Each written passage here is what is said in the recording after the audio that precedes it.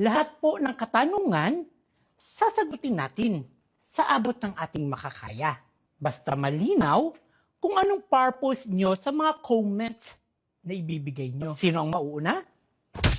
The former executive secretary denied that he resigned out of his own accord. So ano po yung totoong reason kung bakit po siya tinanggal at sino po yung As nagtanggal? far as we know, as of the moment, as we speak, next question. I'm sorry, hindi namin pwede pabayaan because the taxpayers who are funding the government and are actually paying the salaries of this administration is actually asking for the truth from the palace. Bakit po natanggal yung executive secretary at sino po yung nagpatanggal sa kanya? Sandali lamang po.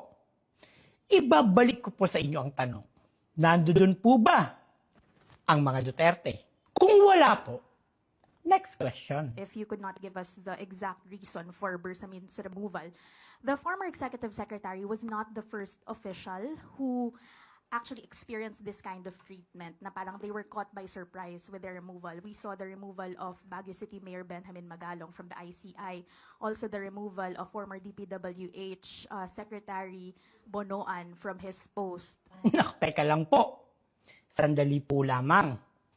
Hindi po tama ang tanong. Hindi po totoo yan. Ang sinasabi ko lamang po, next question.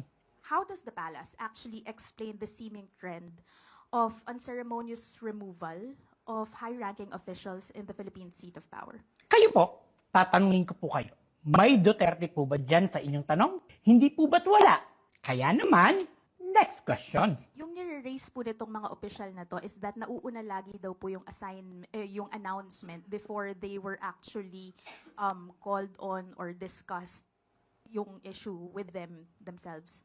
How does the palace respond to that? Na may parang gap in terms of communication within the president's inner circle.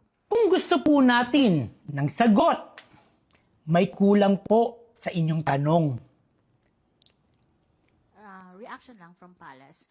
Magti 3 months pa lang po si House Speaker Bojo D at may mga ulat na pong papalitan umano siya. Totoo po ba na si DS Puno po ang nais ng palasyo para maging susunod na House Speaker? Reaction.